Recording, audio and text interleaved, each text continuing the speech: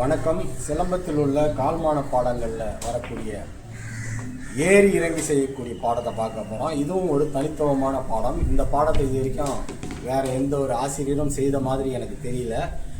இதை பார்த்து முழுவதும் இந்த காணொலியை பார்த்து இது போன்ற வேறு ஏதாவது ஆசிரியர் செய்திருந்தாருன்னா அதை பற்றி கமெண்ட் போடுங்க, நானும் தெரிந்து கொள்கிறேன். இது போன்ற கால்மானங்கள் எல்லா இடத்திலும் பரவி இருக்கா என்பது எனக்கு தெரியல. இதற்கு அதாவது கால்மானத்தில் ஏகப்பட்ட வகைகள் இருக்குது. அந்த ஒரு கால்மானத்தையே எப்படி மாற்றி மாற்றி செய்யலாம் என்பது தான் எனக்கு சொல்லிக் கொடுத்த எங்கள் ஆசிரியர்கள் எனக்கு சொல்லிக் கொடுத்த பாடங்கள்.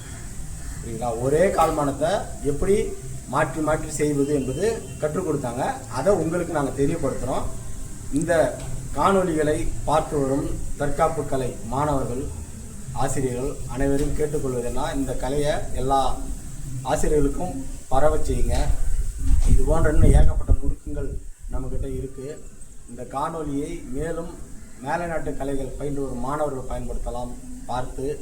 அதற்கடுத்தது மாணவியர் பெண்களும் இன்றைக்கு தற்காப்பு கலை பெண்களுக்கு மிக அவசியம் என்பது எல்லோரும் அறிந்த விஷயம்தான். அதனால் அவங்களும் இதை பார்த்து பயனடையலாம். இந்த கால்மானங்கள் எல்லாமே எல்லா விளையாட்டுக்கும் பொது. குத்து வரிசையில் ஆரம்பித்து சிலம்பம், பொறிக்குச்சி, சுருள், மடு, வால் சண்டை, கோப்பட்டா இப்படின்னு எல்லா காலத்துக்கும் எல்லா விளையாட்டுக்கும் இந்த கால்மானம் போதும். அதை புரிந்து கொள்ளுங்க. இன்றைக்கி நம்ம நடையில் எப்படி செய்வது என்பது தான் நம்ம பார்க்க போகிறோம். இப்போது இதுவரையில் நான் முன்னாடியே சொல்லியிருப்பேன், உள் நான்கு அப்படின்ற பாடத்தில் தான் எல்லாருமே சுற்றி செய்வாங்க. கிறுக்கி அடுத்த எடுக்கணும்னா கிறுக்கி. சரிங்களா? இப்போ இது மண்டி. எங்கள் ஆசிரியர் ஒரு மண்டி இது ஒரு பாடம் இப்படியா போயிட்டே இருக்கும். இப்போ எப்படி சொல்கிறோன்னா, இதை இதுவரையில் யாரும் ஏறி இறங்கி செய்வதில்லை. கால்மானத்தை இப்படியே செஞ்சாலே இதுவே முடிச்சுன்னு நினைக்கிறாங்க. இப்போது ஒரு ஸ்டெப்பும் ஏறி இறங்கி 2012 நான் என்னுடைய காணொலியில் எல்லா கால்மானத்தையும் ஏறி இறங்கி செய்வது எப்படின்னு காட்டியிருப்பேன். அதுதான் இப்போ நம்ம பார்க்க போகிறோம். பாருங்கள், கால்மானம் ஏறி இறங்கி செய்ய பிடிப்போம்.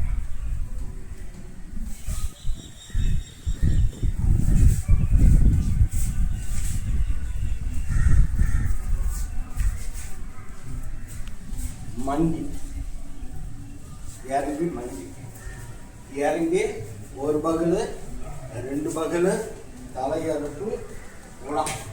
எப்படி இவ்வளோ முன்னாடி செய்து அதே பாடத்தை ஏறி இறங்கி எப்படி செய்யுது. இப்படி ஏகப்பட்ட பாடம் இருக்குது. ஒரு கால்மானத்தை கூட மறு கால்மானத்தை இணைத்து செய்யக்கூடிய பாடங்களும் இருக்குது. நம்மளது மாணவர் தயார் நினைப்பாங்க. ஆரம்பிங்க. நடையில் ஏறி செய்யக்கூடிய பாடம் கிறுக்கி. அடுத்து ஏறனோடனே கிறுக்கி. அடுத்து ஏறனோடனே மண்டி.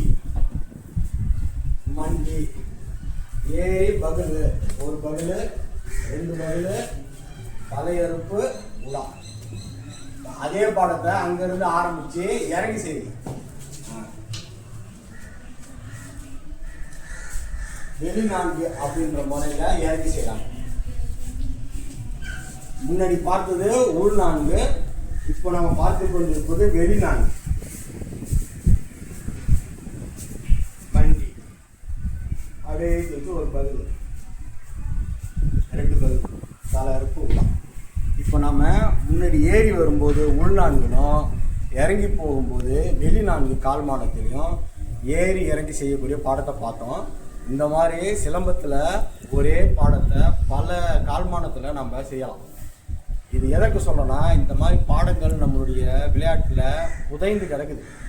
அதை ஒவ்வொன்றும் பிரித்து புரிந்து கொண்டு செய்ய வேண்டும். அவ்வளோதான் விஷயம். இது போலவே கால்மானம் 3 இருக்குது. 2லையும் செய்யலாம். 2லையும் உள் 2 வெளி 2 அப்படின்னு இருக்குது. கால்மானம் 3 பிரிச்சுன்னா அது போகும்.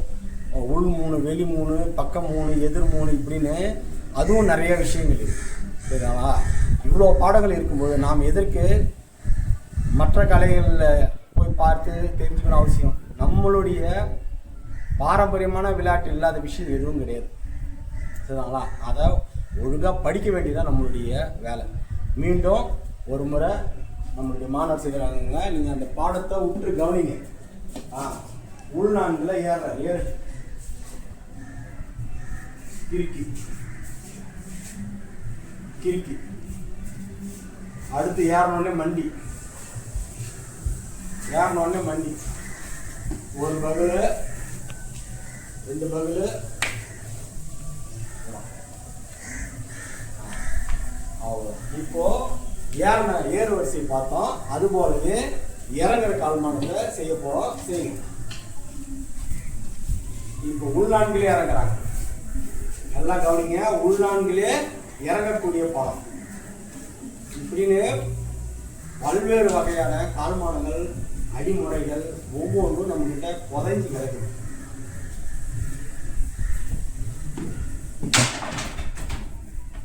இப்போ இந்த கால்மானத்தை செய்வதால் என்ன பயன்? நீங்க நினைக்கலாம் இந்த மாதிரி சுத்திக்கிட்டே போகலாம், 1000 சுத்து சுத்தலாம் அப்படின்னு. ஒரு அசைவுக்கும் 1000 அர்த்தங்கள் உண்டு. இந்த சிலம்பத்தை தொட்டுனா கால் பெறண்டா கோல் பெறலும்னு இப்படி நிற்கிறோம் சொன்னாங்களா, அப்படி கால் அப்படி மாற்றும் போது மாறும். இப்போ அதே இந்த வெளிநாடு அது 30 சுற்று வேற பாருங்க, புரியுதுங்களா? நல்லா பாருங்க. உள்நாளில் போகும்போது இந்த ஒரு அடி வருதுன்னா அதை கட்டி அடிக்கிறோன்னு அர்த்தம். ஏனோ தானோன்னு செய்கிறேன்னு நினைக்க வேணாம். மாணவர்களே நன்கு புரிந்து கொள்ளுங்க. ஒரு பாடத்துலையும் 1000 விஷயம் இருக்கு. இது கட்டு ஒரு அடி. இப்போ நான் செஞ்சு காட்டுறேன். அதே இப்போ எதிரி வராங்கன்னா இப்போ வாரல் கொடுத்துட்டு அப்படி நிற்கும், அடுத்த அடிக்கு தயாராகும். இப்போ அது எப்படி செய்வது அப்படின்றது இப்போ காட்ட போகிறோம். இப்போ மாணவர்கள் இருக்கிறாங்க. ஏற்றி ஒரு குத்து இந்த குத்து தான் செய்ய போகிறாங்க. இதை எப்படி வேணாலும் கட்டலாம். இப்போ நான் கால்மானத்தில் எப்படி பிரிவது அதுதான் காட்டுறேன். குத்தை ஒதுக்கலாம். அடிக்க நேரம் கண்ணிமைக்கு நேரம்னு சொல்கிறேன் இல்லையா, அவ்வளோதான். இந்நேரம் அடி ஊந்து அது கட்டுறதும் தெரியக்கூடாது, அடிக்கிறதும் தெரியக்கூடாது. அதுதான் பாடம். இப்போ மீண்டும் பாருங்க. இப்போ இந்த கால்மானத்தில் உள்நான்கில் இப்போ எந்த அடி வந்தாலும் செய்யலாம். உங்களுக்கு புரியணுன்றதுக்காக குத்த காட்டுறோம். மீண்டும் குத்து செய்யும் ஒதுக்குற மூச்சுக்கு அவருக்கு அடி ஊத்தன்னா அவன் சொல்லி பாரு. இதுதான் எதிரி பாகம். இதெல்லாம் விளக்க ஆரம்பிச்சோன்னா இதுக்கு பேர் எதிரி பாகம்னு பேர். மாஞ்சி நம்ம விளையாட்டை சுற்றிக்கினே போகிறது கிடையாது, புரியுதுங்களா? இப்போ அதே குத்து மறுபடியும் செய்யறது குத்து நேரம் அவர் கையில் அடி அது குடிச்சிட்டு அப்படி இடைய வரும். இது வெளிநாடு, அது அடுத்தடி, புரியுதுங்களா? மீண்டும் வாங்க. இப்போ வெளிநாடுங்க நம்ம பெரும்பாலும் தலையடிக்கு தான் செய்யணும். தலையடி செய்யணும். இவ்வளோ இதுதான் தலையடி. இப்போ இந்த தலையடி செய்கிற வரும்போது நம்ம வெளிநாடு பயன்படுத்துகிறோம். மீண்டும் செய்யணும். வரும்போது அந்த கையில் அடி அது கொடுக்குறோம், நிறுத்துறோம். ரெண்டாவது அடி அடுத்த ஒரு வினாட்டில் கொடுப்போம். இப்படி செய்யக்கூடிய பாடங்களுக்கு பேர் எதிரி பாகம் அப்படின்னு பேர். இல்லைங்களா? சிலம்பம் சுழற்றுவது மட்டுமே பாடம் கிடையாது. இது போன்ற நுணுக்கங்களை செய்தால்தான் இதுக்கான உண்மையான கலை வெளி உலகத்துக்கு உள்ள நான் புரிஞ்சுக்கணுன்றதுக்காக தான் காட்டுறேன். இதற்கு பேர் எதிரி பாகம்னு பேர். எதிரியை ஒரு வினாடியில் அடிக்கணும், அதுக்கு பேர் தான் எதிரி பாகம்.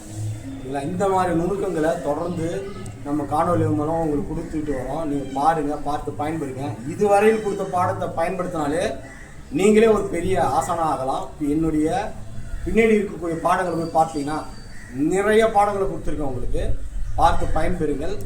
அடுத்த வகுப்பில் இது போன்ற வேறொரு பாடத்தை சந்திக்கிறேன். நன்றி, வணக்கம்.